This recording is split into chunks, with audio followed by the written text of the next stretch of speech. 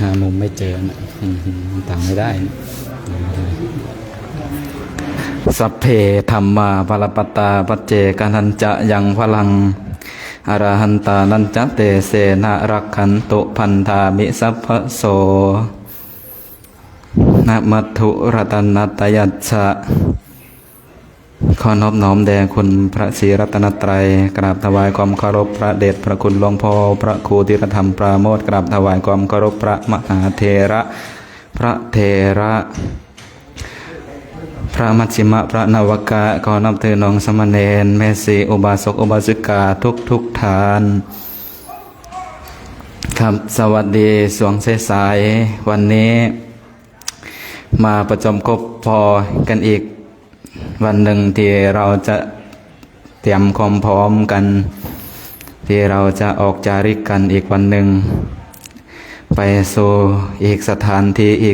ที่หนึ่งในที่พักในครั้งหน้าเป็นเมืองของเมืองนาลันทาที่นี้คือเมืองราชคฤห์เมืองราชคฤห์นี้มีเรื่องราวมากมายที่เราได้ยินได้ฟังที่เรามาพักที่นี่ก็หลายวัน3 คืน2 วัน 3 คืนเดี๋ยวเราไปทัศนศึกษาไปหลายสถานที่หลายแห่งที่เกี่ยวเนื่องด้วยพระพุทธศาสนาคือที่ทำสังคายนาทำสังคายนานี่เป็นทำสังคายนาเขาสมัยครั้งนั้นเขาทำสังคายนากันครั้งแรกนะที่เราไปวันแรกนั้นหลังจากนั้นก็ที่เราไปเรียนรู้กันคือที่เขาแบ่งชนสันกันที่ตะโปธารามแล้ววันเมื่อวานนี้เราไปที่เขาคิสกูฏตอนที่เราเดินเข้ามาเราก็ไปเขาที่คุกอาสาสตูที่ขังบิดาเราไปเราลงจากเขาคิดสกุลเมื่อวานนี้เราไม่ได้เข้าที่โรงพยาบาลมอศิวกุมารพัฒน์เรานั่งรถผ่านมาเลยเราเข้าสู่ที่พักเราไม่ได้เข้าไปที่เรื่องราวของเมืองราชคฤห์นี่มีหลายอย่างเนาะเมืองราชคฤห์นี่คือเมืองลือเรืองศาสนาเมืองผู้พาคิดสกูฏเมืองลูกคาพอ เมืองโมเทวดาเมืองมหาเศรษฐีเมืองปัญจวัคคีย์นครเมืองโซนธรรมวันมาคะเมืองบรมสารีริกธาตุเมืองมหาราชลือสาเมืองมาคมคืนเมืองขนมคาซาเมืองสังคายนาครั้งแรกเมืองแขกแบ่งชนสันเมืองเวฬุวันวัดป่าเมืองอัครสาวกเมืองเพชรนรกขอส่วนบุญที่เรื่องราวนี้เราก็ได้ฟังจากพระอาจารย์ทรงศักดิ์ที่ท่านถวายให้กับพวกเราทุกเรื่องนะส่วนมากเราคงจะพร้อมกันแล้วเนาะเดี๋ยวเรากราบพระไหว้พระกันเมื่อเรากราบพระไหว้พระเสร็จแล้วเราก็เอาสัมภาระขึ้นเสร็จแล้วเราก็จะไปตั้งแถวกันด้านล่างเราฟังโอวาทธรรมจากพ่อแม่ครูบาอาจารย์เราพร้อมแล้วนั่งคุกเข่าปนมมือครับเดี๋ยวเรากราบพระรัตนตรัยกันเมื่ตั้งพร้อมกันแล้วกราบ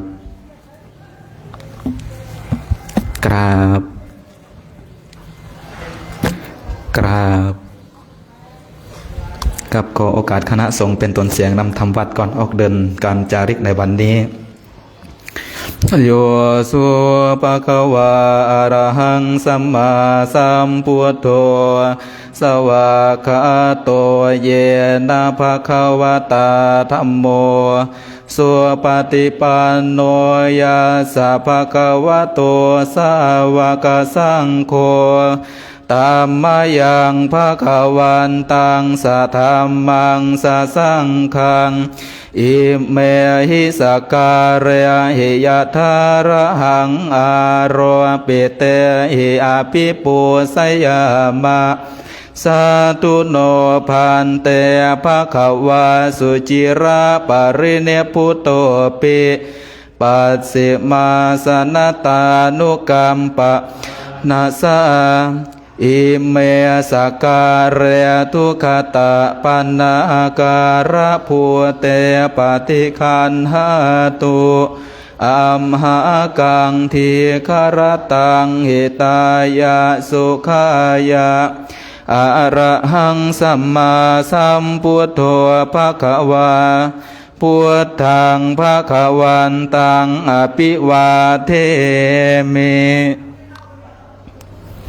สวากขาโตภะคะวะตาธัมโมธัมมังนามัสสามิสุปฏิปันโนภะคะวะโตสาวกสังโฆสังฆังนามามิหันธมายังพุทธัสสะภะคะวะโตปุพพาคณามะการังกะโรมาเสนะโมตัสสะภะคะวะโตอะระหะโตสัมมาสัมพุทธัสสะนะโมตัสสะภะคะวะโตอะระหะโตสัมมาสัมพุทธัสสะนะโมตัสสะภะคะวะโตอะระหะโตสัมมาสัมพุทธัสสะหันธรรมยังพุทธานุสติธัมมานุสติสังฆานุสตินายังกโรมะเสเยติปิโส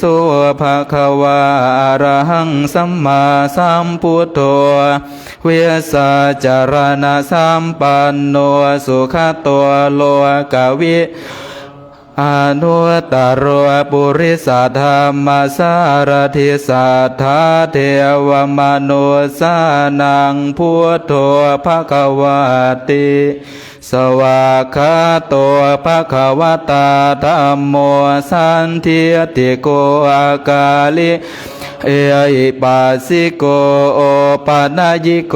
ปัจจตังเว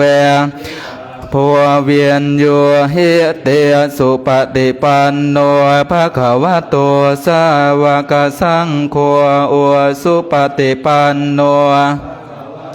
สาวกสังโฆยายาปฏิปันโนภะคะวะโตอวกสังโฆสามีจิปฏิปันโนภะคะวะโต วกสังโฆจัตตาริปุริสายุคานิอัฏฐปุริสาปุคลาเอสะภะคะวะโตสาวกสังโฆหุเนยโยปาหุเนยโยทาคิเนยโยอันสาเลียการณิโยอนุตตรังปุญญาเกตังโลสติมหากรุณิโกนาโทหิตายาสาภปานินางปุเรปารมีสัพพะปัตโตสัมโพธิมุตตมังเอเตนะสัจจวาเสนะโหตุเต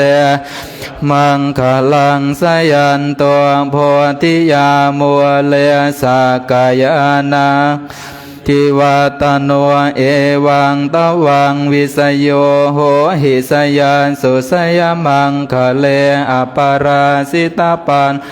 เกสิเสปัทวิปวะคะเรอภิเสเกสัพพพุทธานังอาคาปโตสุนัขตังสุมังคลังสุปะภาตังสุขโนสุโมโหโตจะสุเยทังพระมจาริสุปทาคินังกายกรรมังวาจากรรมังคินังปัทาคินังมโนกรรมังปเนติเตปัทาคินาปัทาคินานิกาตวานาลพันตัตเถปัทาคิเนเมตตายะภิกขเวเจโตเวโมติยาอาเสวิตายะภาวิยะพาหุเลียกตายะยาเนียกตายะวันตุกตายะอนุติตายะปริจิตายะสุสมา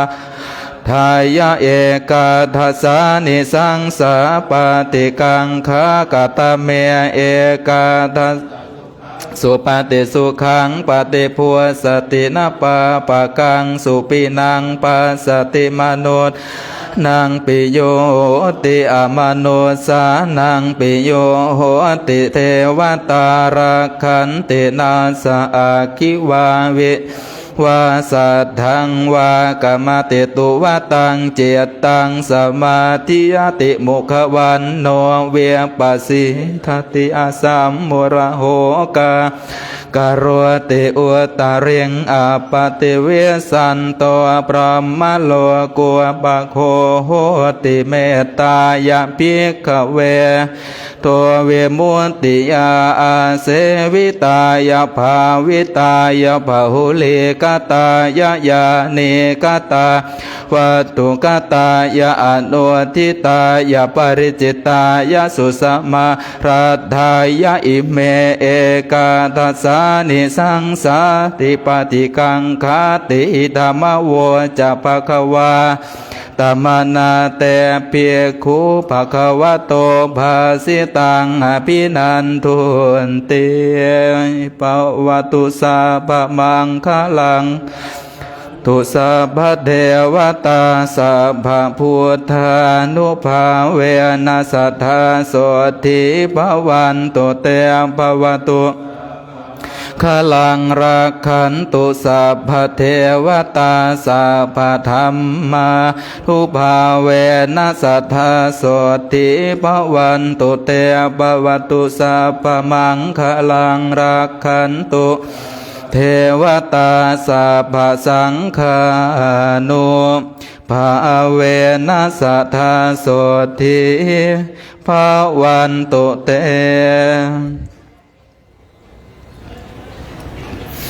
ขันธบยังเมตตาภรนังกโรมาเสสัพเพสัตตาอเวราหุนตุขอสัพพสัตว์ทั้งหลายทั้งปวงที่เป็นเพื่อนทุกข์เกิดแก่เจ็บตายด้วยกันทั้งหมดทั้งสิ้นจงเป็นสุขเถิดอย่าได้มีเวรต่อกันและกันเลยอภัยปัจจาโหนตุจ จงเป็นสุขเถิดอย่าได้พยาบาทเบียดเบียนซึ่งกันและกันเลยอานิคาโหนตุจงเป็นสุขเถิดอย่าได้มีความทุกข์กายทุกข์ใจเลยสุขีอัตตานังปริหารันตุจงมีแต่ความสุขกายสุขใจรักษาตนพ้นให้ทั้งภัยทั้ง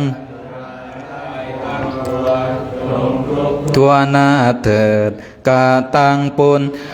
พลังไม่หังสัพเพภาคีโตเตขอสัพพสัตว์ทั้งหลายทั้งปวงเหล่านั้นจงเป็นผู้มีส่วนได้เสวยผลบุญที่ข้าพเจ้าทั้งหลายได้บำเพ็ญแล้วนี้เถิดคำเดียวกราบพระพร้อมกันอรหังสัมมาสัมพุทโธภะคะวาพุทธังภะคะวันตังอภิวาเทมิสวากขาโตภะคะวะตาธัมโมธัมมังนามัสสามิสุปฏิปันโนภะคะวะโตสาวกสังโฆสังฆังนะมามิมาตาปิตุกรุณังอหังวันทามิครูอุปสาจาริยาครูนางอหังวันทามิน้อมจิตน้อมใจกราบคุณครูบาอาจารย์อีก3 ครั้งพร้อมกันแล้วกราบกราบกราบครับกระแจคุณกระแจรูปไหนเนาะเนี่ยเนาะเขาทำหล่นนะกระแจกุญแจน่าจะกุญแจกุฏิหรือว่ากุญแจอะไรก็ไม่รู้เนาะของใครเนาะของใครหายถ้าเดี๋ยวมารับที่ผมนะครับเดี๋ยวเอาสัมภาระแล้วขึ้นเดี๋ยวไปตั้งแถวกันด้านล่างนะครับไม่ใช่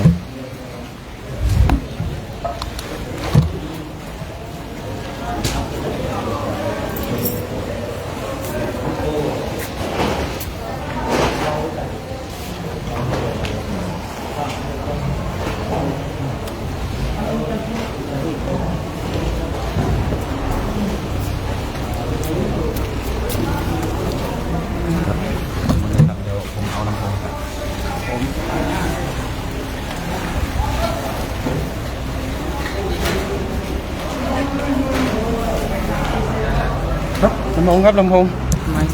ไม้ไว้เนี่ยไม้ไว้เนี่ยอันนี้ติดไว้นี่หรอใช่เดี๋ยวให้อาจารย์โชคลำโพงครับลำโพงครับ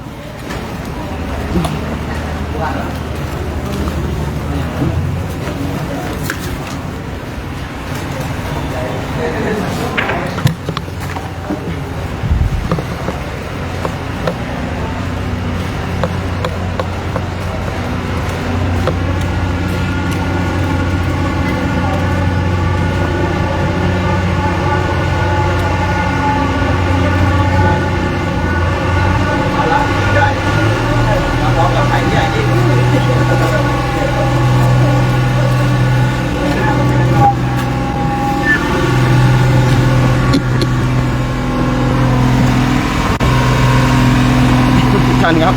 ฮะลำโพงเอาใหญ่อะลำโพงใหญ่ขึ้นเลยนะเมื่อกี้ลำโพง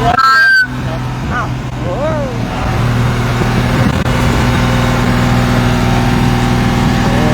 ต้นน้ำด้วย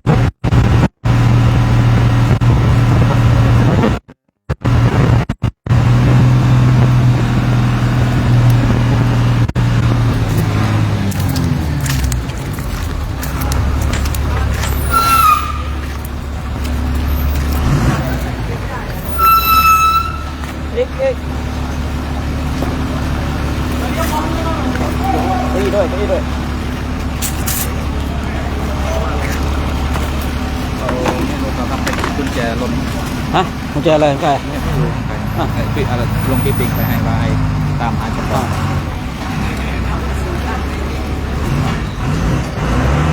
ครับผมจุดศูนย์กลางตรงนี้นะเข้าสู่ประจำที่นะสลายอีกแล้วก็มาเยือนได้มีเพื่อนแล้วนะโอ้คุณเอง2 เด้งเลยจังหวะละตายเจ้าเด้ง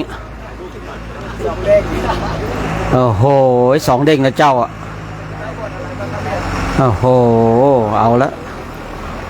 มันเช้าก็สายอังสะก็ทิ้งปล่อยวางเกินทางไหนเนี่ยจุดศูนย์กลางดูให้เรียบร้อยนะเข้าสู่ประจำที่นะครับผมเข้าสู่ประจำที่เพราะว่าเดี๋ยวเราจะได้ออกนะจาริกกันนะก็ออกจาริกเราก็จะได้ยินได้ฟังนะทุกครั้งนะทุกวันเราก็จะฟังโอวาทจากพระเดชพระคุณหลวงพ่อเนาะซึ่งในวันนี้เองเดี๋ยวเราก็จะได้ที่ว่ากล่าวนมัสการเนี่ยพระเดชพระคุณท่านเจ้าคุณพระวิเทศวชิระเมธีด้วยนะหรือว่าท่านเจ้าคุณวิเชียรเนาะซึ่งท่านเองก็ให้ความอนุเคราะห์สงเคราะห์ตั้งแต่ปีแรกของโครงการจนปีที่12ในปีนี้นะซึ่งทุกๆปีเองนะเราก็มาพักได้มาทำวัดสวดมนต์ได้มาใช้พระอุโบสถถึงแม้ว่ายังสร้างไม่เสร็จก็ตามแต่ว่าเราก็ได้ใช้ขนาดยังไม่เสร็จนะครับยังมีประโยชน์ขนาดนี้นะถ้าเสร็จแล้วจะขนาดไหนเนี่ยฉะนั้นเรามีโอกาสเนี่ยนะได้มาพักที่นี่เนาะใครไม่รู้จะไปทางไหนจะมันษาในปีหน้าปีนี้เนาะปีนี้ก็นิมนต์นะครับติดต่อได้นะทั้งพระทั้งแม่ชีทั้งสามเณรเนาะอยากจะมาอยู่ทางนี้ก็ติดต่อแต่เราเนาะไม่รู้จะไปจำพรรษาที่ไหนนะครับผมอยากจะมาจำที่ภูเขาคิชกูฏที่มีเรื่องราวเกี่ยวกับพระพุทธเจ้าเนี่ยบางที่บางแห่งเรายังไปไม่ครบนี่กุญแจของใครนะกุญแจของใครไม่รู้เนี่ยไม่ใช่กุญแจขุมทรัพย์ทางของพระเจ้าพิมพิสารนะ เมื่อวานไปแล้วไปแหมเมื่อวานไปกันฮะถ้าไม่มีจะได้ไปให้ทางไม่น่าจะมีน่าทัวร์ลงทำหมดหรือเปล่าไม่น่าจะเป็นของเรานะดูแล้วนะครับไปแล้วนะครับขับมาฮะนั่นแล้วน่าจะออกเดินไปรับจำนวนมาครับจะมาอยู่มั้งไม่ต้องก็ได้ไหมไม่อยากรบกวนท่านตักเลยก็สวัสดีตอนสายๆเนาะวันนี้เราก็จะเดินทางกันต่อไปเข้ามหาวิทยาลัยนาลันทาเป็นมหาวิทยาลัยแห่งแรกของโลกที่ใครเรียนจบเรียนปริญญาตรีนะอาจจะบอกว่ามหาวิทยาลัยแห่งแรกนะมันอยู่ที่ทางของฝรั่งนี่อยู่ที่เนี่ยอินเดียของพระเราเนี่ยนะความคิดของพระเรานี่ก้าวหน้าเนาะเดี๋ยวเราจะเดินไปเข้ามหาวิทยาลัยนาลันทาเราจะเดินไปบ้านของเนี่ยหรือว่าเป็นสถานที่เผา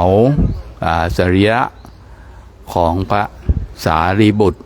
นะคนที่มาโอ้ยเยอะแยะแล้วก็ตายไปเกิดเป็นเทวดาโดนเหยียบตาย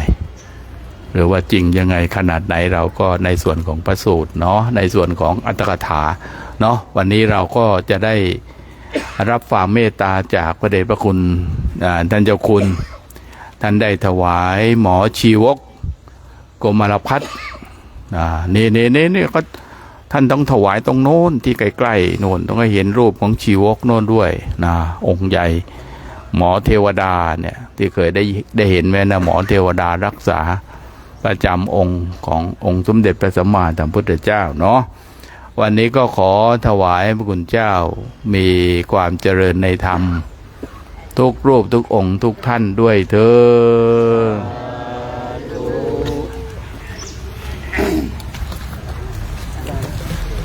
วันนี้แถวไหนเนี่ยเดี๋ยวน่าจะออกที่นี่ครับเหรอออกไปงี้ครับเพราะว่าต้องไปรับตรงนู้นนะครับเหรอ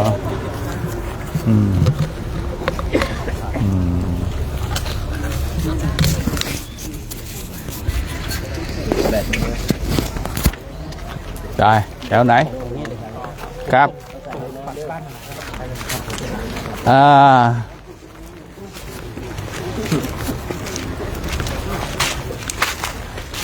โอ้ไอ้จัวไปมันยืนบนรองเท้าไงไม่ใส่รองเท้าวะจัวไม่ใส่รองเท้าซะแล้วโอ้ยขอบคุณผมได้รับแล้วเมื่อกี้1 องค์ทีนี้ไม่รับอย่างเดียวครับนี่ครับ อันนี้ถวายให้ลุงให้ท่านอาจารย์ แล้วพวกตากล้องนี่ได้ยังเนี่ยเดี๋ยวค่อยรับทีหลังก็ได้รับยังไงจะต้องรีบไปก่อนแล้วเนี่ยมารับก่อนเลย มารับก่อนเลยช่างสุขภาพแข็งแรงนะครับไปรับตรงนมด้วยไปเอาก่อนครับโอ้โหมันเดินล่วงหน้าไงท่านเจ้าคุณเนี่ยโอ้ต้องรีบที่ยังไม่นั่นโอ้โหไปยังไม่ได้ไปนายครับโอ้โหมาสาธุ3 คืนเหมือนกันนะครับครับ2 คืนครับ2 คืนครับที่นี่พิเศษต้อง3ครับเดี๋ยวจะสร้างบันไดโอ้นี่เขากำลังรับเยอะไม่เป็นไรเป็นฝากโยมสาธุเดี๋ยว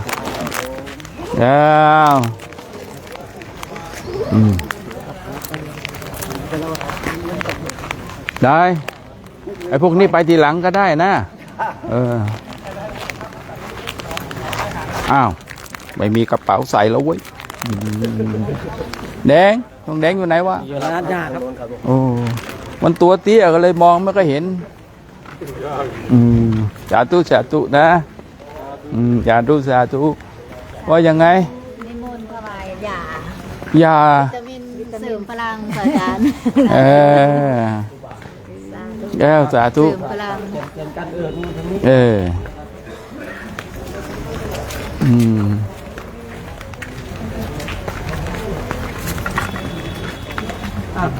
ได้ยาง2 องค์นะยาวิตามินนะ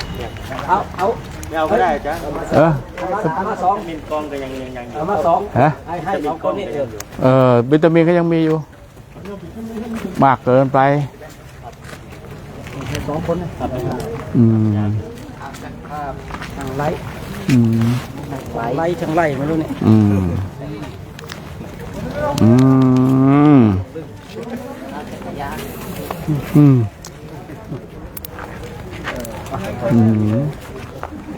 เอา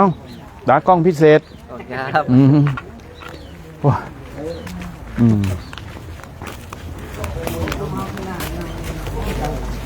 านี่เลยถ่ายภาพตรงนี้ไหมนี่ประชุมมหาสาวก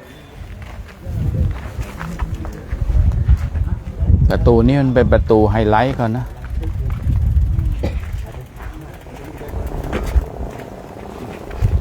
ขยับมาอีกนิดนึงขอเป็นเสียงนะครับหลวงพ่อครับประตูรูปภาพที่ประตูนี้สื่อความหมายว่าอย่างไรครับก็วันประชุมครั้งแรกของพระภิกษุที่ไม่ได้นัดหมายกันก็คือครั้งแรกนะของพระภิกษุเขาเรียกว่าวันมาฆบูชาใช่ไหมครับวันมาฆบูชานี้พิเศษอยู่2 วันนะก็คือวันพระสารีบุตรบรรลุธรรมด้วยเนี่ยวันนั่นละวันเดียวกันคือบรรลุธรรมเสร็จแล้วท่านก็ลงมาจากภูเขาคิชกูฏแล้วพระท่านก็วันนี้มาประชุมเฝ้าพุทธเจ้าดีกว่าเนี่ยมาประชุมกันพระ 1,200 เท่าไหร่1,250 ก็คือของพระสารีบุตร250ของที่กลุ่มเดิมกลุ่มของชลิน3 พี่น้อง 1,000 ครับยังไม่มีใครมามากตอนนั้นอันนี้ครั้งแรกนะเนี่ยตรงนี้เขาทำเป็นบุญทำประตูพิเศษไว้ให้เราได้ศึกษาข้างหลังซ่อมสาธุนะครับผมนี่เป็นรูปภาพปูนปั้นไม่ได้แกะสลักครับปูนปั้นครับ สาธุสาธุเนอะขยับอีกหน่อยเนาะ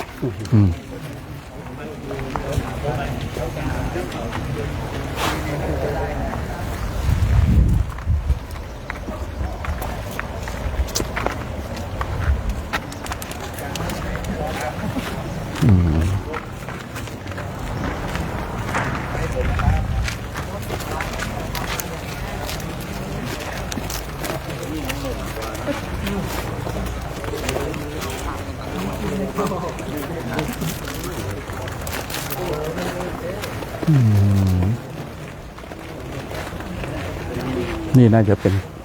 อีกกลุ่มท้ายๆแล้วนะกลุ่มที่เดินท้ายวันนี้ป่ะใช่ไป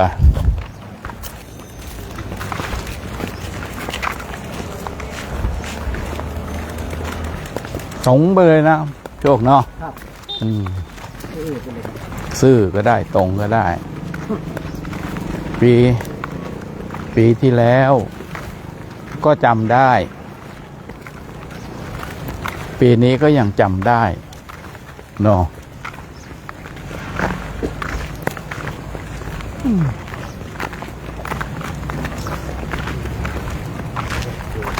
โอเคไป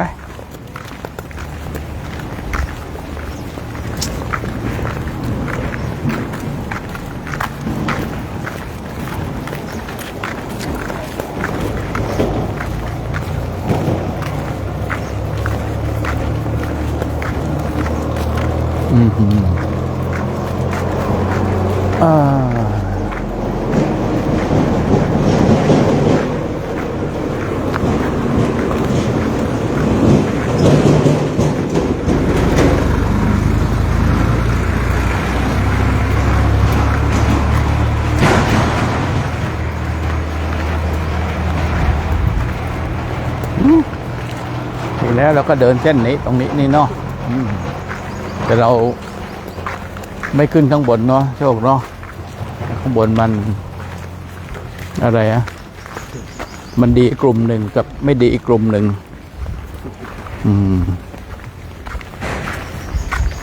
ปลูกมะขามหวานแล้วเนี่ย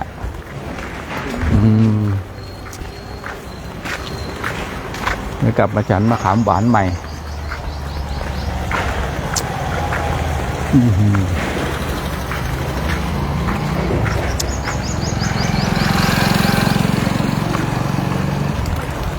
วันนี้เราออกจากเวรุวันก็แล้วกันอยู่ในเขตเวรุวันอยู่ในเขตใจกลางเมืองราชคฤห์ก็ได้เนาะเพราะว่าเป็นส่วนหนึ่งที่ทำให้เราได้เดินทางมาแต่วันนี้เราจะเดินทางไปที่พระสารีบุตรที่ผู้คนเขาได้ทำลายสรีระหรือว่าสังขารหรือว่าเผานั่นเองของพระสารีบุตรที่มหาวิทยาลัยนันทาเป็นมหาวิทยาลัยแห่งแรกของโลกเกิดขึ้นที่นี่เนาะเหตุที่มหาวิทยาลัยนันทาเป็นการก่อเกิดกำเนิดของมหาวิทยาลัยนี่เริ่มก่อเล็กๆขึ้นมาก็คือว่าก็ค่อยทำไปโดยเจตนาที่ก็เพื่อที่จะได้ปฏิบัติในส่วนที่เป็นส่วนสำคัญ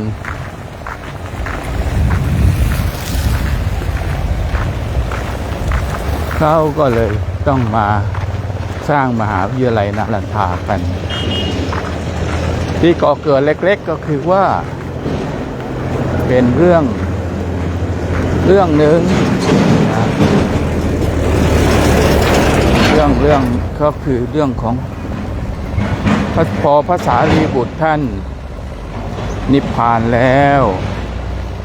พระผู้มีพระภาคเจ้านิพพานแล้วเข้าสู่ขันธมหาปรินิพพานแล้วตรงนี้น่าจะเดินได้ไหมเจ้าข้างบน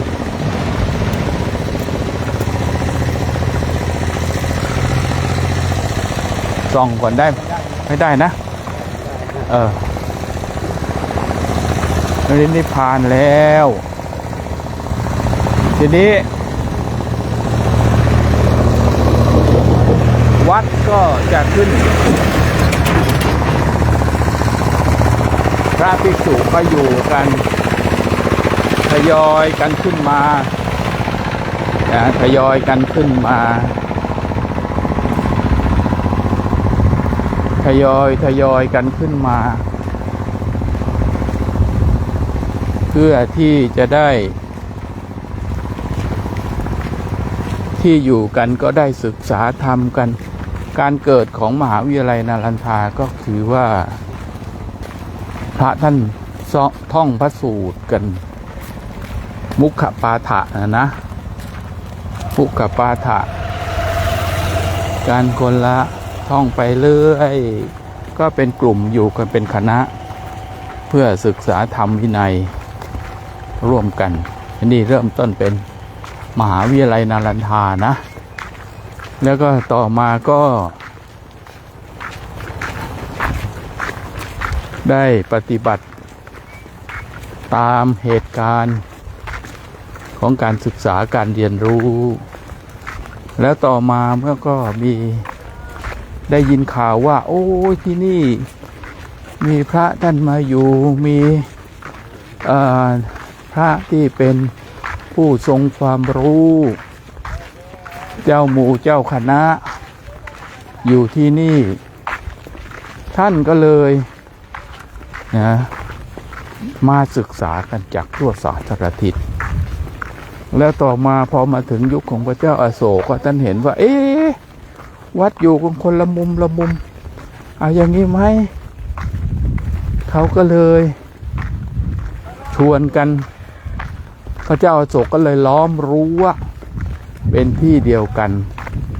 เพราะว่าจะได้ปกครองก่อง่ายดูแลกันก่อง่ายเพราะว่ามหาวิทยาลัยนารันทานั้นผู้คนไปศึกษาพระมีหน้าที่ศึกษาพระเจ้าอโศกก็มีหน้าที่อุปถัมภ์ค้ำชูนะอุปถัมภ์ค้ำชูพระพุทธศาสนาก็เลยว่าในหมู่บ้านนี้มีรอบมหาวิทยาลัยนารันทามีกี่หมู่บ้านมีที่นาปลูกพอให้ถวายข้าวให้พระฉันไหมทางไม่พอก็ไปเอาที่อื่นมาอันนี้เธอไม่ต้องส่งข้าวเข้าสู่ทางหลวงนะเธอส่งเอามาให้ถวายให้กับพระเจ้าอโศกว่าฉันก็ต้องการบุญอันเนี้ยที่เป็นส่วนของฉันก็เอามาถวายให้กับพระเนี่ยฉันจะต้องการบุญทุกๆปีประชาชนคนในยุคนั้นเขาก็ยินดีเขาก็ต้องการทำบุญอยู่แล้วใช่ไหมญาติโยมทุกท่านนึกนะเขาก็ดีใจเลยฝ่ายบูดาต้องอย่างนี้เลยพระราชาของเราฝักใฝ่ต่อบุญเขาก็เลยทำบุญกันยกใหญ่ดีอกดีใจกันนะได้ทำบุญพร้อมกับพระราชาฝ่ายพระสงฆ์ที่อยู่ในมหาวิทยาลัยก็แหมวันก็มีเวลาว่างไม่ต้องออกบิณฑบาตเช้ามาฉันยาคูลองท้องเสร็จแล้วก็เข้าสู่การศึกษาในยุคนั้นเขามีการหล่อโลหะเจริญมากนะมหาวิทยาลัยนารันทาสอนด้วยนะหล่อโลหะ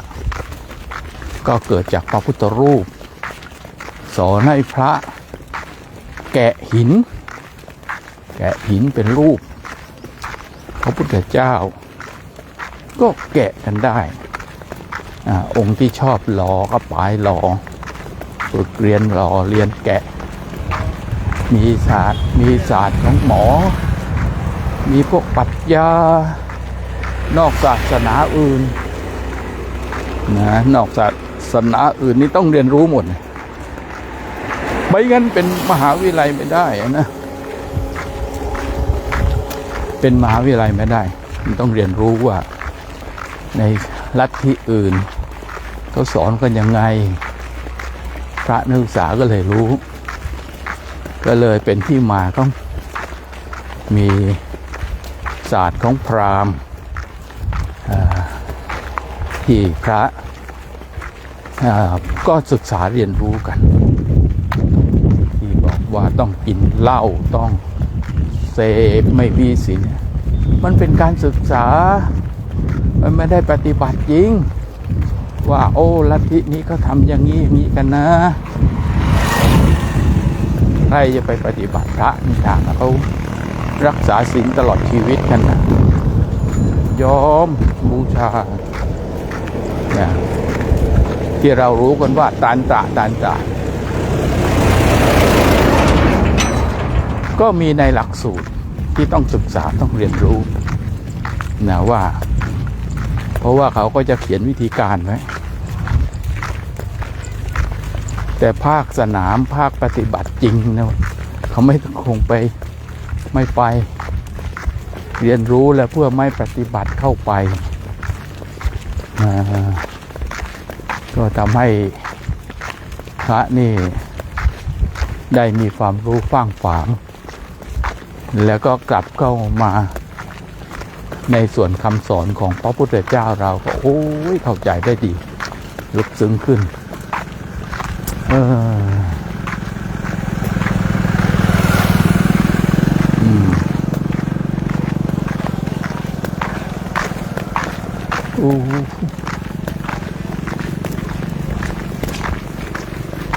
มาเขาปลูกต้นไม้ดีจังเลยนะโชคเนาะบ้านเราปลูกไม่รอดแต่อินเดียปลูกรอดนะรอดทุกต้น 100%นี่ต้นอะไรบ้านเราก็มีลืมไปเนี่ยที่กินดอกมันสิเหรอ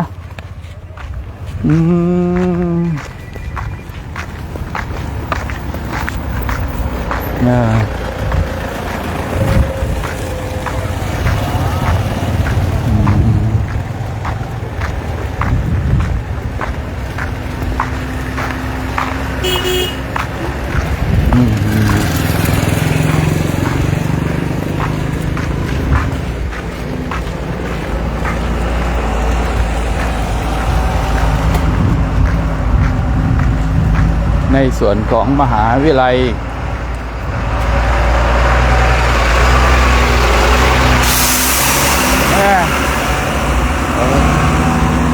ทำไมต้องออกทางนี้กันอีกเนาะรถมันน้อยกว่าเนาะ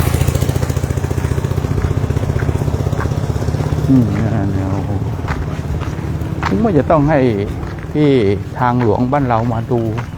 การปลูกต้นไม้ที่นี่แล้วเนาะมีต้นอะไรเลยก็ทุกต้นเลยนะก็ใช้วัสดุที่คำนวณแล้ว20 ปี10 ปีพังเนี่ยนะเพราะไม้ตรงนี้ไม้ไผ่ของเขามันหนาเนาะนี่ไงทะลุเลย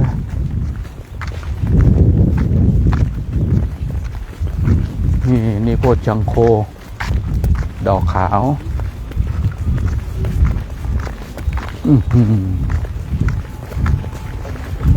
แม่หมอ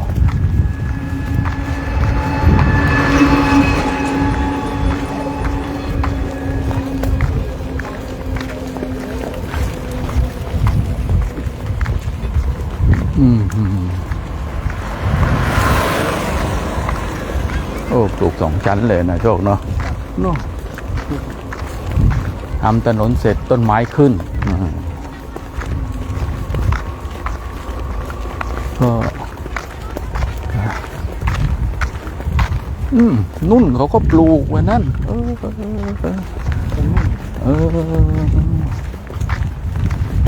นี่ต้นว่า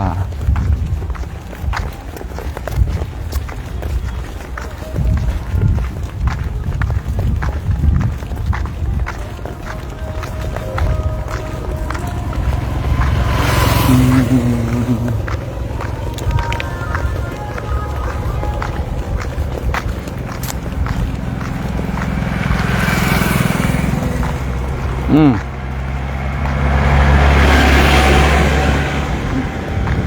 โอ้อิจฉาเขาสิเนี่ย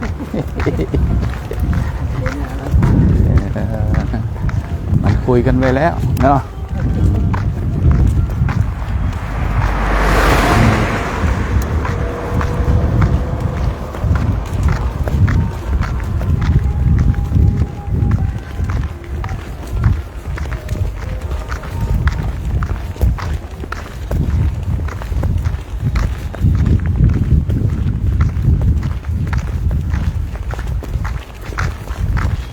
เดี๋ยวเราเดินข้ามทางรถไฟตรงนี้ใช่ป่ะ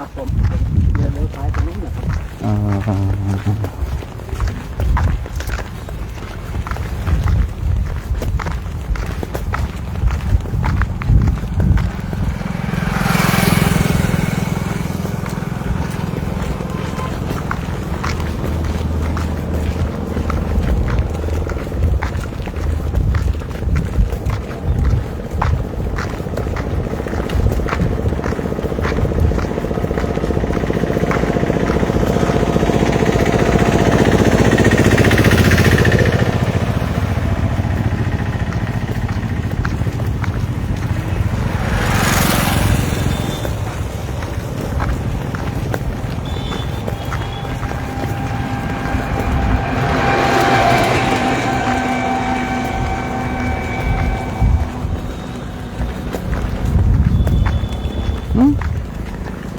รอดโอ้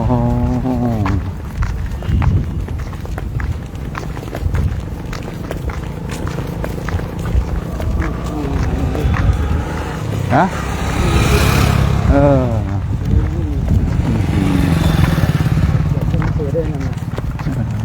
ไม่ธรรมดาอินเดียนี่เขา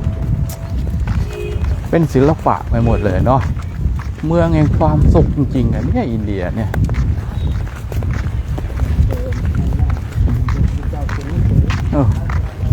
หมดสภาพเลย ย่าเขียนหนังสือเอาละจินตนาการใครเนาะ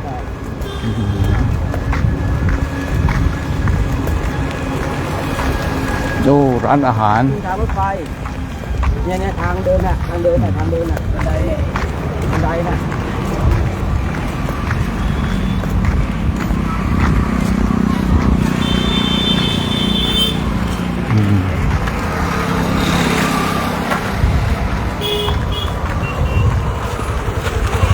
อินเดียมันจะอีกอย่างเนาะ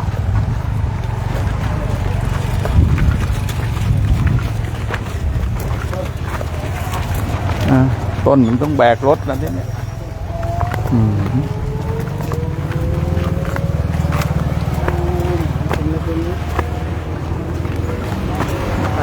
เนี่ยต้นไอ้เนี่ยเป็นขับปัสสาวะครับเนี่ยที่บ้านเรียกต้นอะไรไม่น่าจะออกตรงนี้ได้ครับเหรอไม่น่าจะพูดออกตรงนี้ได้เหรอ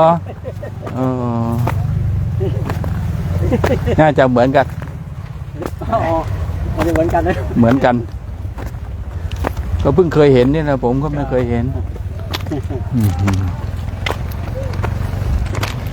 ทางอินเดียป่ะมาอินเดียไม่ต้องไปรีบนะห้ามข้ามห้ามวิ่งเสียสมณะสาลูก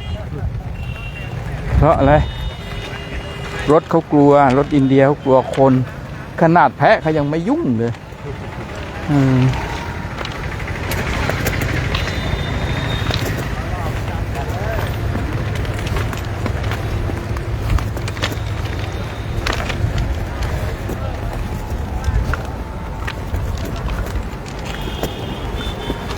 ดู9 พอดี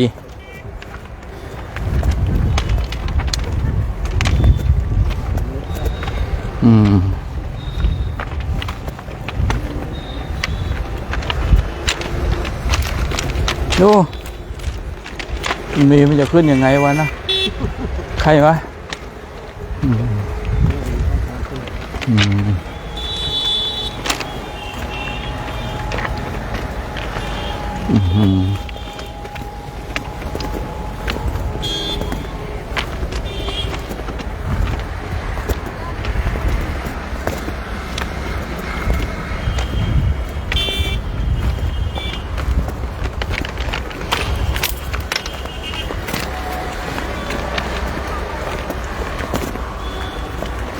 อ้บ้านนี้เจริญแล้วอยู่ใกล้ทางรถไฟเนาะ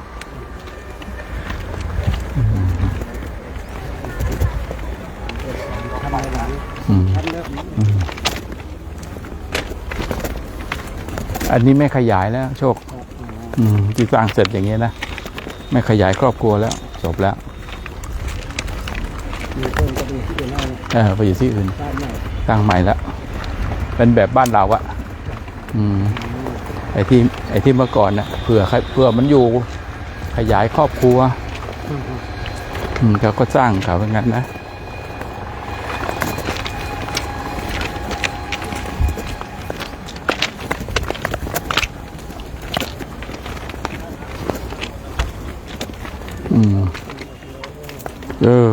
ครับ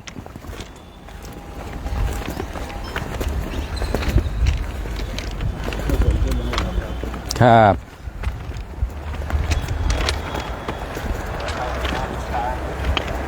โอ้โหทางโน้นนะโชคเอ้ยแปลว่าอินเดียยากจนเลยนะ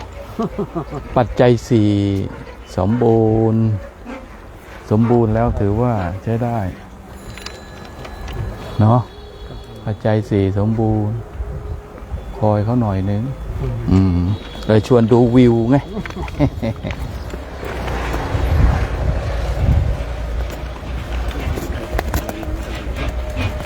โอ้โห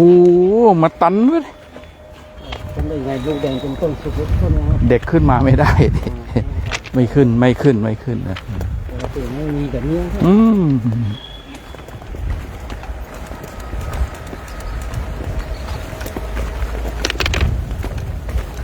หูแนบรถไฟสิบนนี้ครับผมหูแนบรถไฟทางรถไฟที่รถไฟมาแล้วป่ะหูแนบเลยครับหูแนบเลยไง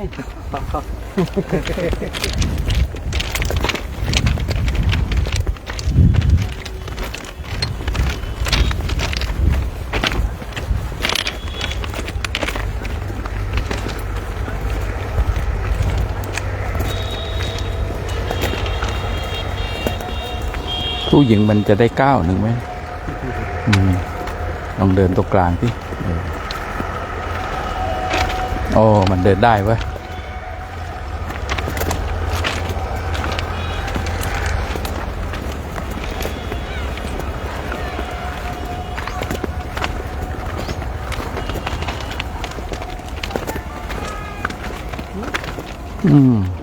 ตอนนี้เพิ่งถ่ายนะเว้ยเดี๋ยวผมถ่ายนี่แค่2 นาทีก่อนว่าต้นเพิ่งถ่ายรูปนะครับ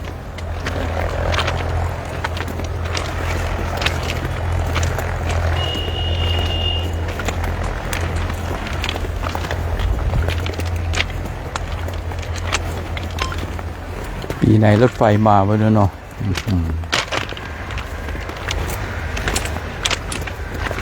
เดินตามทางรถไฟนี่ทางตรงอยู่แล้วเนาะเดี๋ยวก็ถึงเนาะ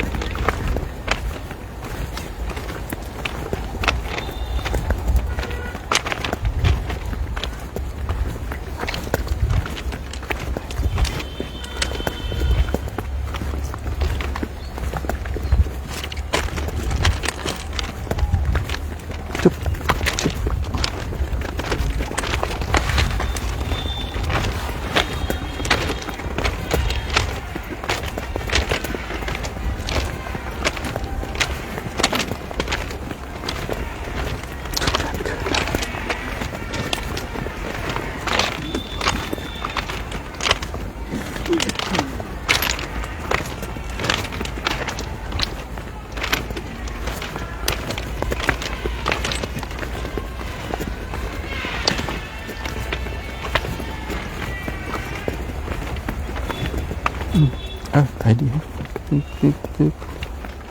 ทำบุญแมว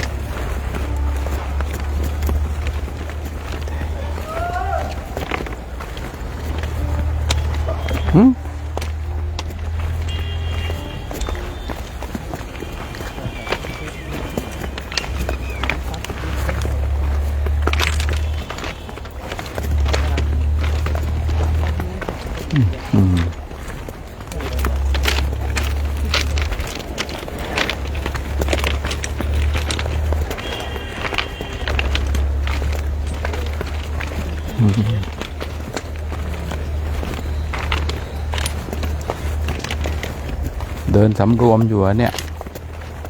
หลายอย่างเลยคุยไม่ได้เลย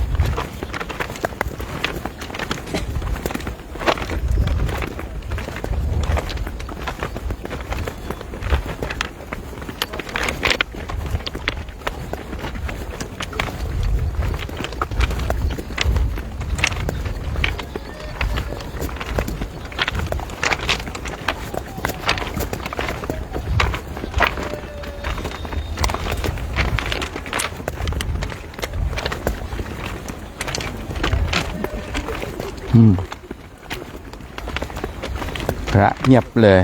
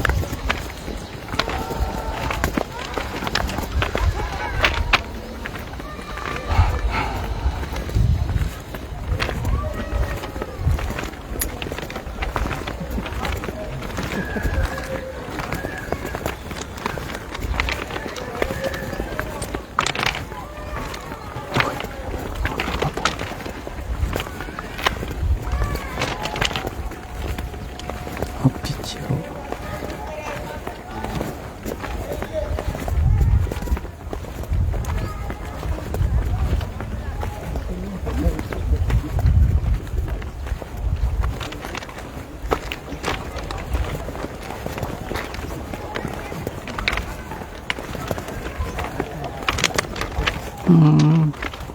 โอ้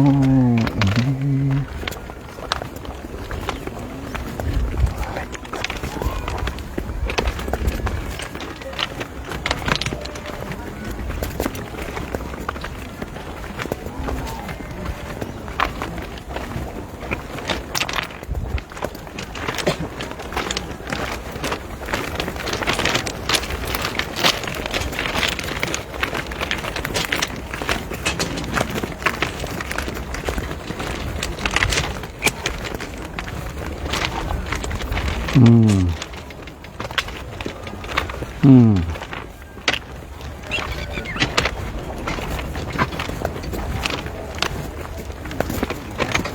โอ้ไม่ทำมาได้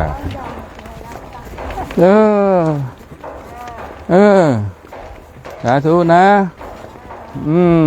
เห็นไหมผมคุยรู้เรื่องแล้วนะ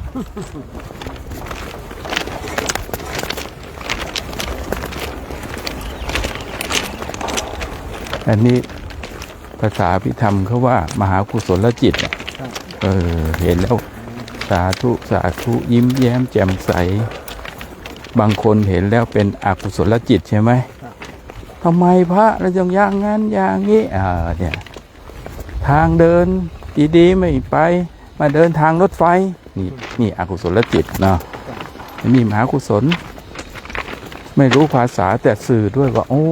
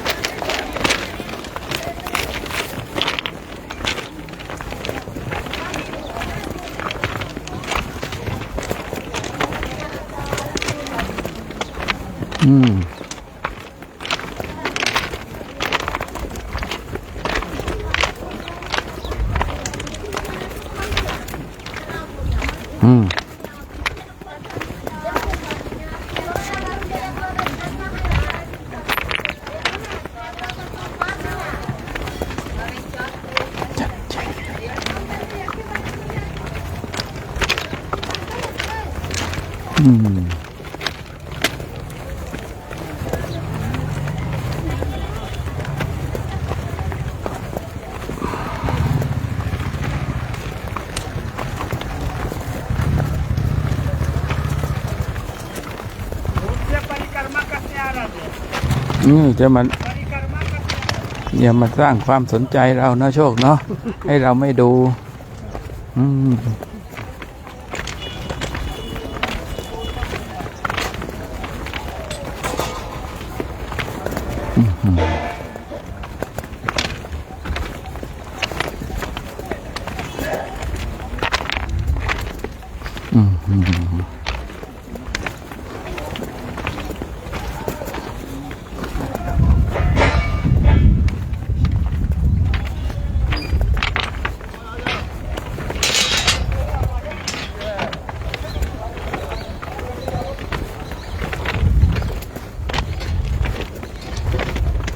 โอ้มีคนแบก3 คนเลยเนาะรางเหล็กรถไฟถ้าเป็นแบบน้อยก็รับเยอะเลย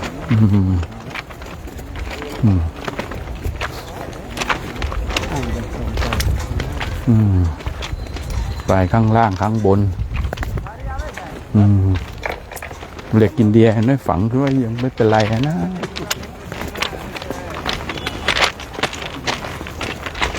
เดี๋ยวพูดไปผมไม่ไปเมืองไทยหรอกโชคว่าตึกสตง.ทำไมถึงถล่มผมไม่พูดนะบอกให้ฟังเด็กเขาเป็นอย่างเงี้ยนี่เนี่ยไอ้ตอนเล็กๆมาต่อนี่ไงโอเคเดมานะ เออ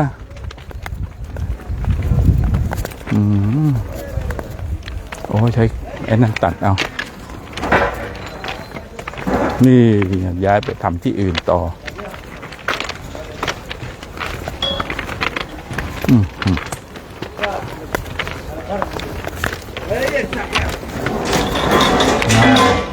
นะอย่าไปหลงดูเขานะเท้า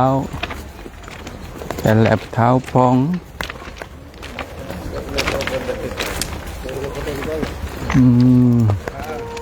ได้รีบไปขนมาให้หมด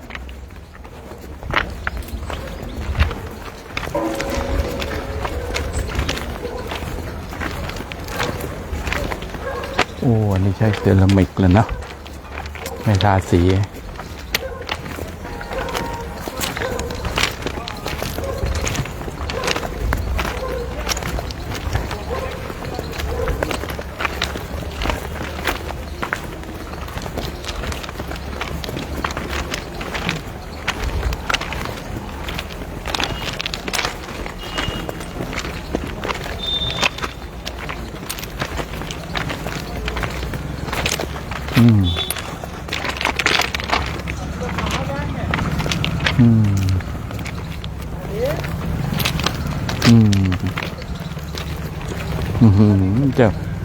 เจ้าหน้าที่การรถไฟก็ดูแล้วปีติกับเราเนี่ยโชค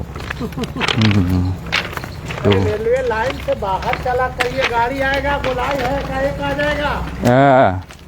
เดี๋ยวไปข้างหน้าแล้วก็จะลงทางเขาเป็นห่วงนะ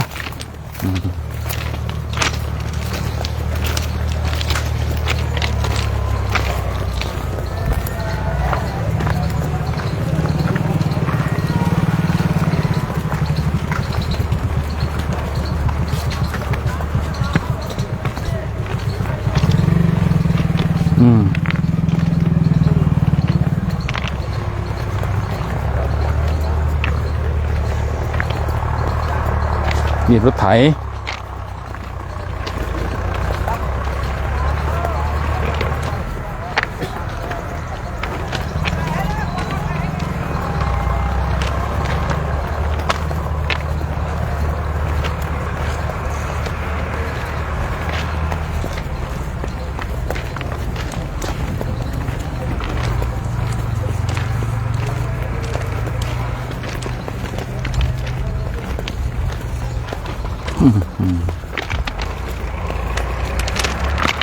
จากรถไฟ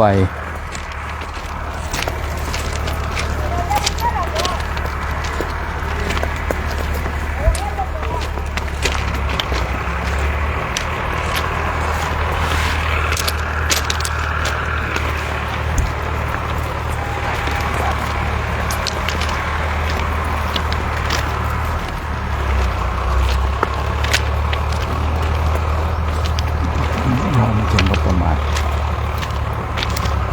ส่งคืนไป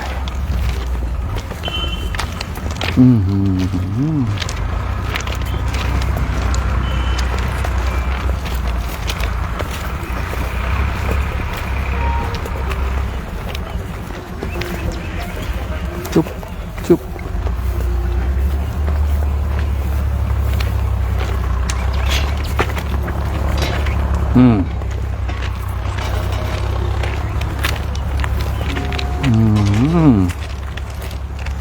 แต่นั่นเนี่ยวันนี้ก้าวสั้นหน่อย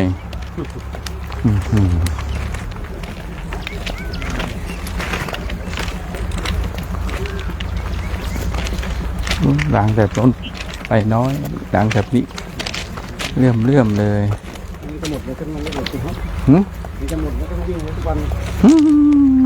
เขามีกำหนดปีกะปีเขาเปลี่ยนเขาก็เปลี่ยนทั้งเขาโอ้โหต้องข้ามฝั่งนี้ท่านแล้วโชคเอ้ยมันบีบเล็กลง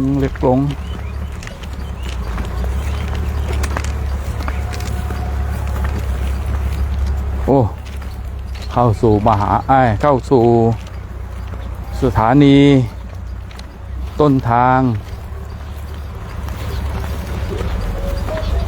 อันนี้หรือเปล่าที่เราเคยถ่ายรูปกันไว้เดี๋ยวตรงโน้นนะ โอ้อันนี้ยาวไปซะแล้ว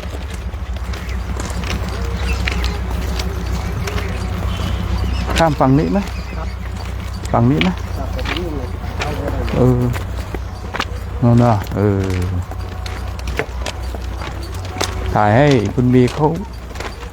ได้ถ่ายรูปแล้วก็พอแล้วก็เคร่งแค่นี้ก็พอแล้วเนาะโอ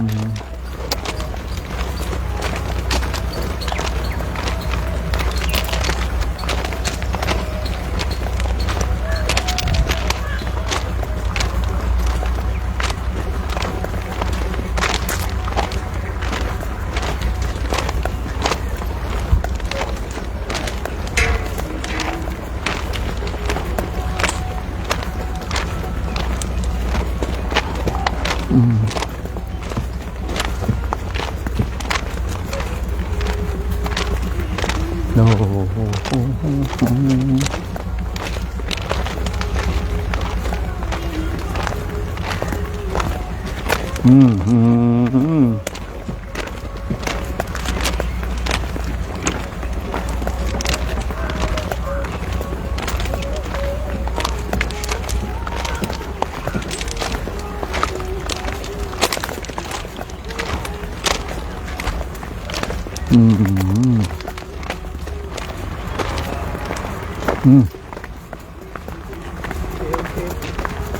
ไปมาแล้วนะครับ ฮะ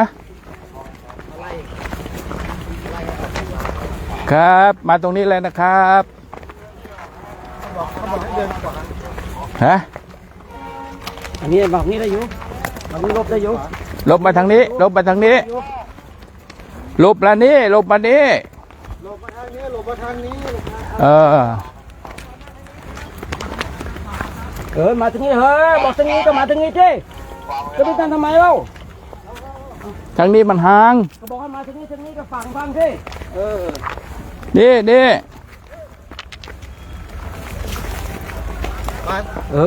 มาทางนี้ได้มันไม่เป็นไร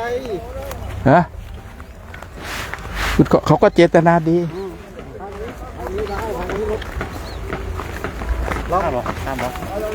นี่เราไปข้ามตรงนู้นเราเดินตามตรงนี้เดี๋ยวเราไปช่องนี้มันเป็นช่องบ้างเป็นช่องบ้างตรงนู้นไปรีบไปขัดใจโอเคทางโน้นข้ามไม่ได้ใช่ไหม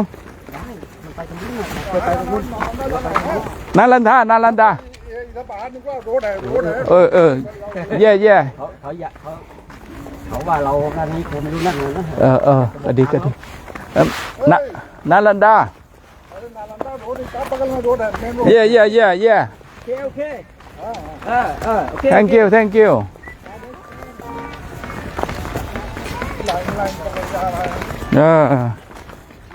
ด้วยเจตนาดีเข้ามาแล้ว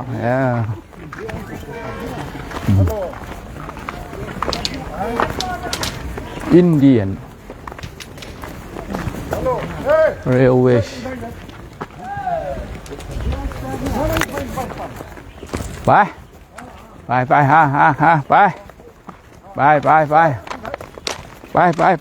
น่ะมันให้แปลงนี้ก็ไปก็เขาได้สบายใจเขาฝาครับ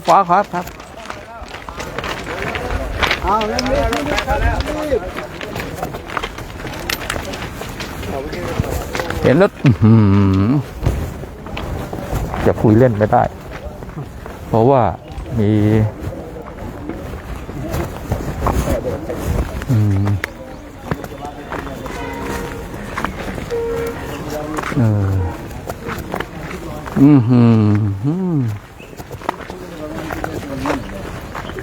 โอ้ตอนมันจอดมันก็ขี้ไงว่าทำไมมันเหม็นโอ้โหนั่นนะก็ถือไม้เท้าไม้แล้วไม่ฟังเดี๋ยวโจกนะเขาไม่ไล่ฝั่งนู้นมาเลยฮะเขาไม่ไล่ฝั่งนู้นมาเลยไอ้นนท์โดนพิเศษเขาว่างั้นนะรถตู้โอ้เจตนาเลยให้เราเขาคิดว่าเราไม่รู้ทางเราจะไปเส้นถนนใหญ่ยังไง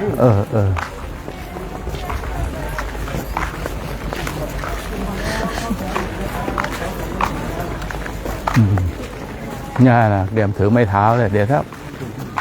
พูดไม่ฟัง เข้าแถวหน่อยเข้าแถวหน่อย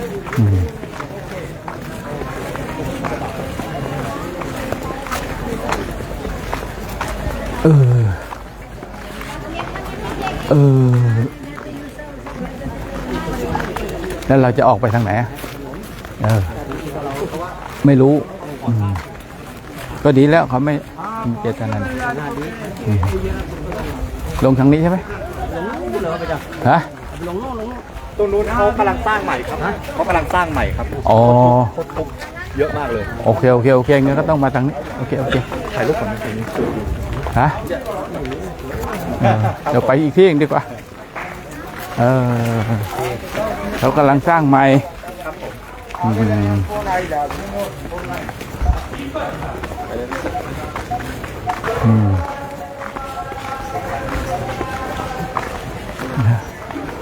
โหมหากุศลจิตเนี่ยเกิดขึ้นนะครับเขาเจ้าหน้าที่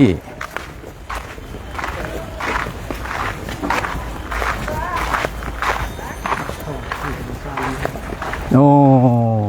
ใช่ขยายสิรถไฟเขาขยายดีจังเนาะ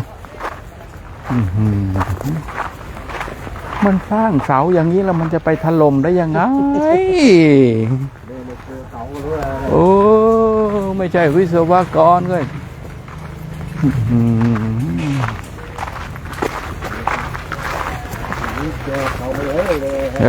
เบาอะน้ำหนักเบาอะน่ะ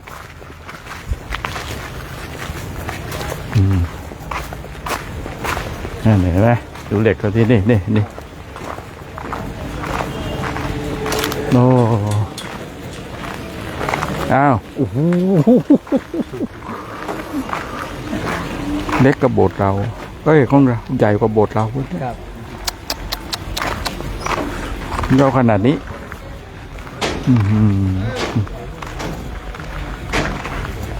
โอเคเขาคงให้แค่นี้ไปโชคเอ้า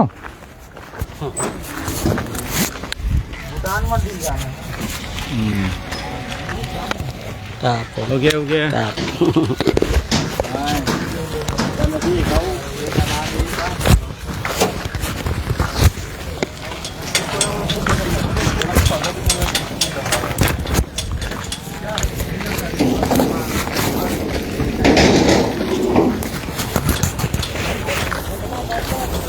ตอนนี้เราก็กำลังไปสู่มหาวิทยาลัยนารันทาหรือว่าจะไปก็สู่นารันทาวัดนารันทากันนะอย่างเส้นคือทุกปีเราไปข้ามตรงนู้นนะปีนี้เจ้าหน้าที่เขาประกบเลยนะไม่ได้คุณไปทางนี้มหาลัยวัดนารันทาไปทางนี้นะทำให้เราเดินเอาเราเดินไกลไปหน่อยนึงไม่เป็นไรเนี่ยปกติถ้าเรา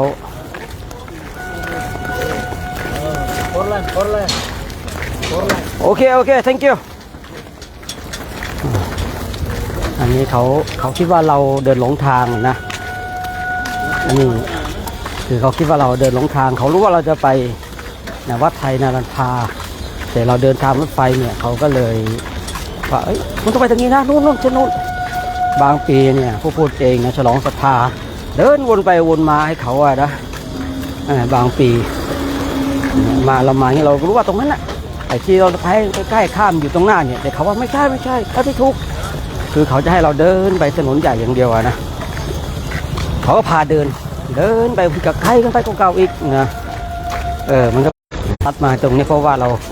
จะหนีทางโค้งถนนนั้นมันคือเส้นรถไฟมันตรงอันนี้มันจะโค้งไปทีนี้เราก็เดินไกลอีกประมาณสักน่าจะประมาณเกือบกิโลนะถ้าหันมาตรงนี้แล้วนะนี่คือเจตนาดีแต่บางครั้งเนี่ยเนาะบางครั้งเจตนาของคนเราดีแต่อาจจะกลับทำร้ายเนี่ยสิ่งบางอย่างเรามาเรียนรู้ในเรื่องของเจตนานะเจตนาดีแต่ว่า นะเขาบังคับนะว่ามาทางนี้นะมาทางนี้นะไปทางนู้นหาทุนไปไม่ได้ไม่ใช่ไปนี่แล้วพวกคุณเนี่ยคนต่างประเทศต่างชาติเนี่ยคุณไม่รู้ว่าคุณจะลงแต่ที่ไหนได้เราทำให้เราเดินไกลไปอีกเป็นกิโลเลยนะอย่างสมมติว่าถ้าไปตามแผนที่เราเดินไปนะตามแผนที่เราเดินไปเนี่ยมันก็จะใกล้นะใกล้เป็นประมาณ2 โลแต่ถ้าเราเดินตามถนนเนี่ยมันก็ปกติ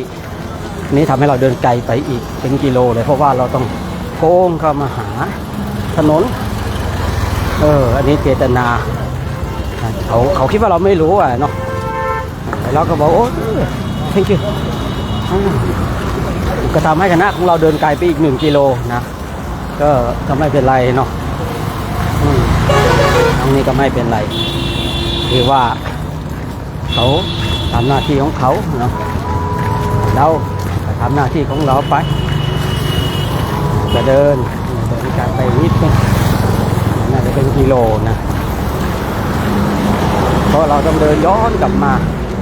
ปกติเราก็จะไปบรรจบกันทางหน้าทางโน้นเขาคือเจตนาเจ้าหน้าที่เขาก็คิดว่าเราเดินหลงทางนะไอ้เราก็ว่ากันไปตรงนี้เราก็มุ่งหน้าสู่วัดไทยนารังคามุ่งหน้าสู่มหาวิทยาลัยแห่งแรกของโลกถ้าโดยหลักแล้วก็ที่นี่เนาะเป็นมหาวิทยาลัยแห่งแรกของโลกนะแต่จะถูกศาสนาอีกศาสนาหนึ่งที่เข้ามารุกรานมาเผามาทำลายและทำร้ายทั้งทำลายและทำร้ายด้วยนะในเวลานั้นเนี่ยเผาตำรับตำราที่เกี่ยวกับพุทธศาสนานี่3 เดือนพระคือสงฆ์ที่ไม่ยอมหนีคือจะมีอยู่2 ชุดชุดที่1จะหอบตำรานี้ไปทางเขายิมาลัยส่วนชุดที่2ก็จะนั่งคือไม่หนีพระคือสงฆ์เนี่ยที่ไม่หนีนั่งสมาธิก็ถูกอีกศาสนาหนึ่งคือนั่งพูดง่ายๆว่าตัดคอเลยเป็นพระหัวขาดเลยไม่ใช่ผีหัวขาดนะเป็นพระหัวขาดเลยไม่ใช่ผีหัวขาดคือพูดง่ายๆว่ายอมตายเพื่อศาสนาแต่ชุดหนึ่งก็หนีหอบตำราคือชุดที่หนีไม่ใช่กลัวตายหรอกแต่ว่า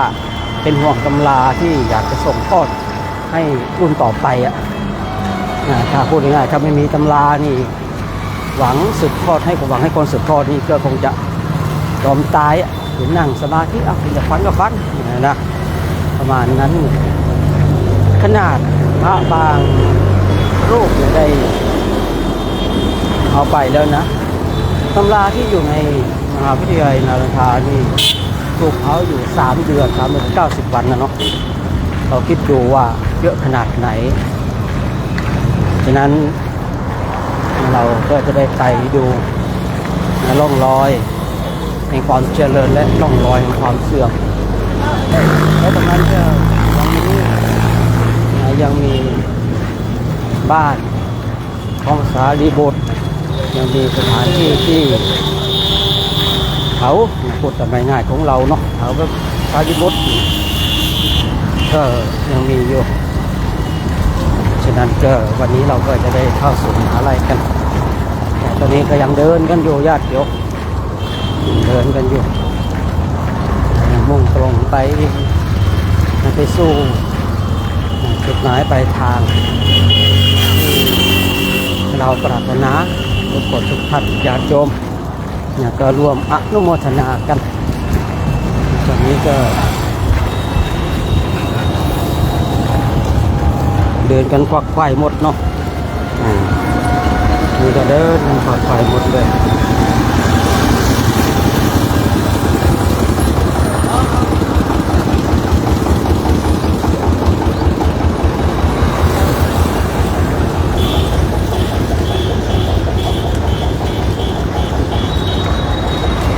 โยมว่าคลองศรัทธาเข้าเมืองเลยคราวนี้เข้าเมืองไม่พอเข้าฝุ่นต่างหากนะ ตรงนี้หมุนไปหมดเลยนะเปิดเจอพอดีเนาะก็เดี๋ยวว่ากันไปเนาะพากันไปคราวนี้อากาศกำลังดีโอ้โหอากาศร้อนมากเลยนะอยากโยมว่าก็อากาศกำลังดีไม่ใช่เลยโอ้โหตอนนี้อากาศร้อนมากเลยกลางคืนนะกลางคืนหนาวกลางวันร้อนต่อไปก็จะป่วยกันแล้วพระนะอีกไม่นานนะพระเราก็จะป่วยกันละก็ว่ากันไป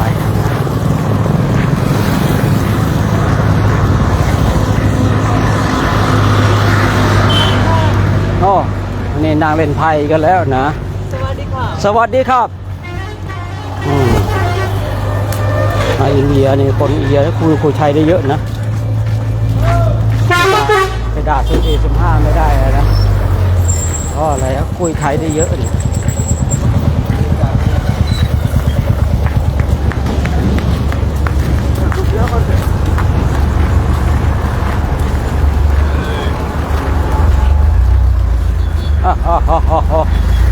ห้าวแท้โอ้โหห้าวแท้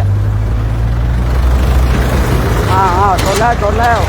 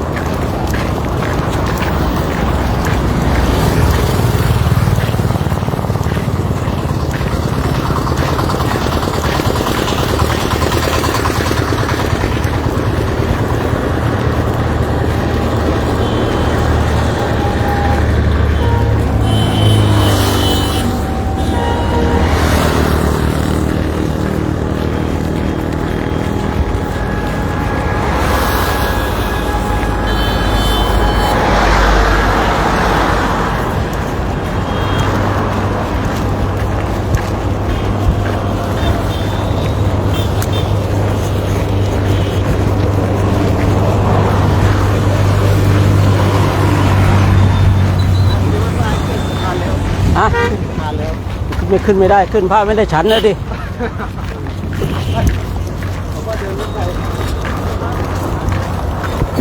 ไปดูแถวหน้าเนี่ยมีที่พักป่ะใช่ประมาณ2-3 โลครับ2 โลนี่มัน11:41แล้วอ๋อได้ครับเดี๋ยวไปดูให้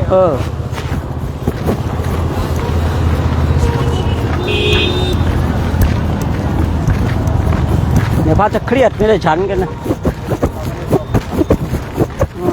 ฮะ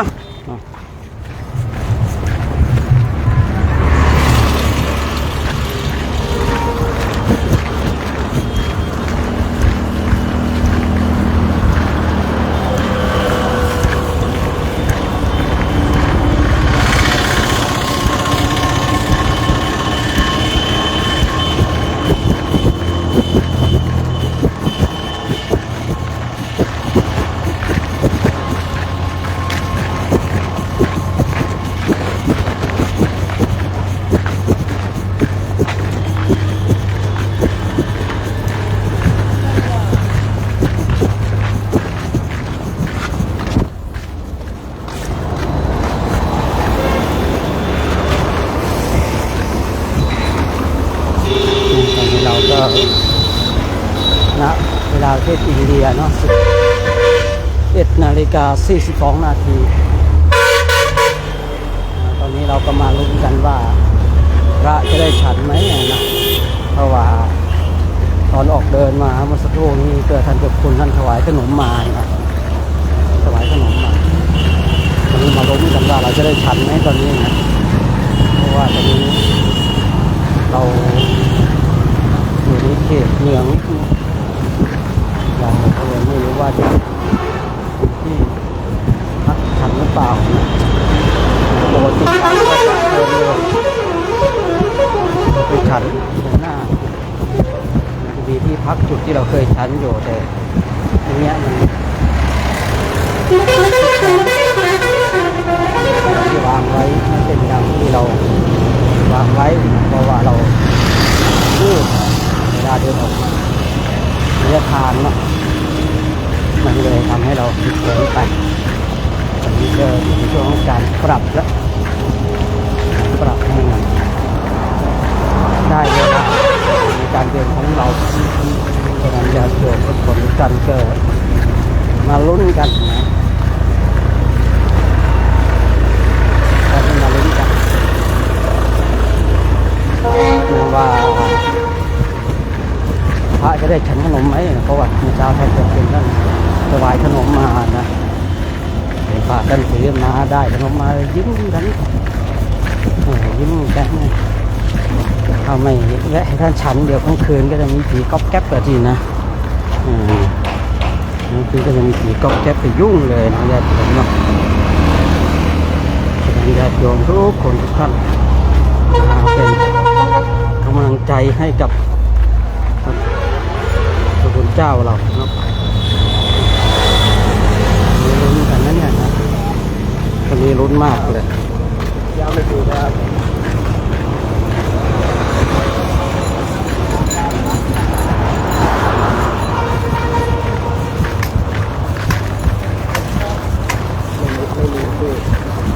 ครับ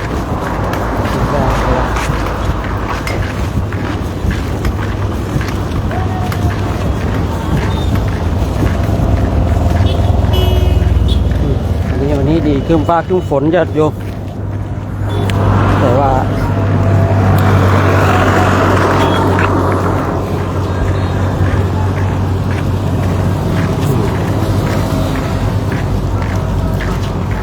มีเครื่องฟ้าเครื่องฝนเดินสบายแต่ว่าเวลาของเราใกล้จะหมดอีกแล้ววันเราน่าจะบ่ายโมงบ่ายสองเลยเห็นโยมเขาเขียนมา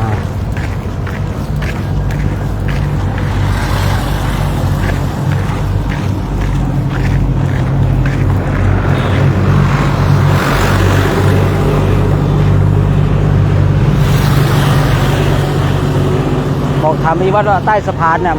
มันได้หรือเปล่าใต้สะพานน่ะพอนั่งได้หน่อยนึงเอาละ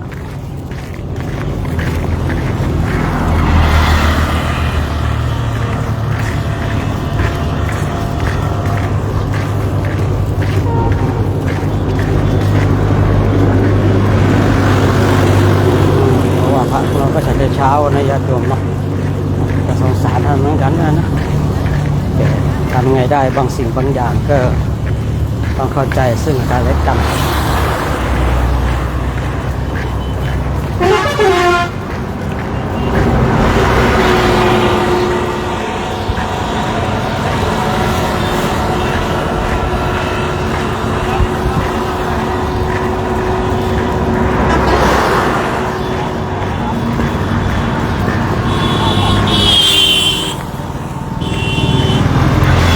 นั่นไอ้เทวาลัยข้างหน้าล่ะเทวาลัยเคยว่างอยู่นะ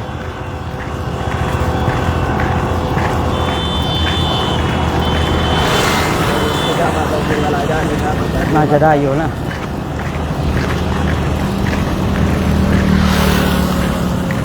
อันนี้เราก็พอที่กว้างอยู่ตรงเทวาลัยอ่ะเคยไปนั่งอยู่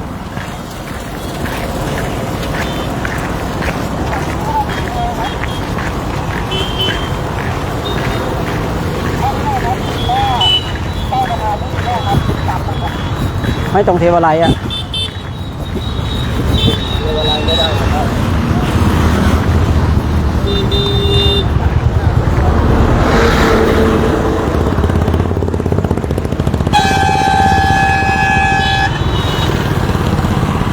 นี่ถ้าเราไม่ได้ก็ใส่ขนมไว้พรุ่งนี้เช้าก็แล้วกันนะโอ้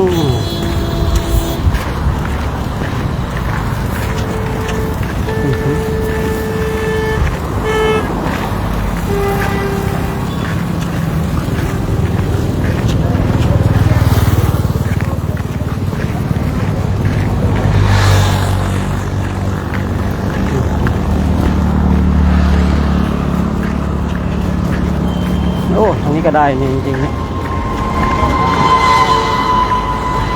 แต่ว่าพี่ยอดว่าไงฮะมีน้ำ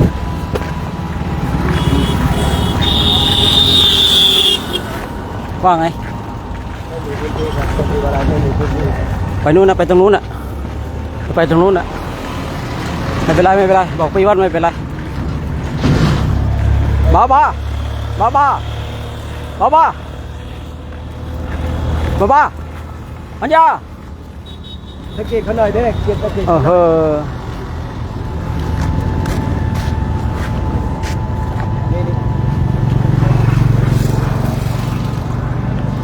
โอเคโอเคเนาะโอเค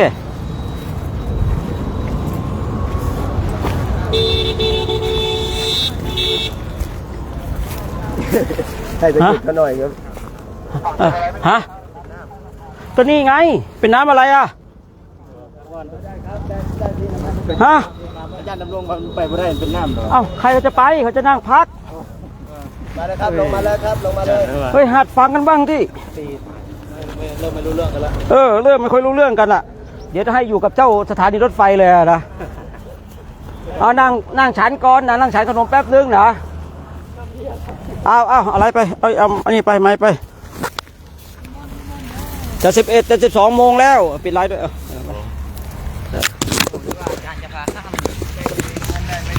จะเดินนั่งตรงนี้นะครับนั่งฉันขนมกันก่อนเดี๋ยวไปต่อ สาธุเจริญพรเนาะตอนนี้กับทางคณะแดงพักสันน้ำเนาะพักกับพักบอลบ่มีโฮมเนาะพักแดนเนาะครับบ่เป็นหยังเนาะสาธุเจริญพรขออนุญาตปิดไลน์ไว้เพียงสำเนียงสกอนเด้อสาธุ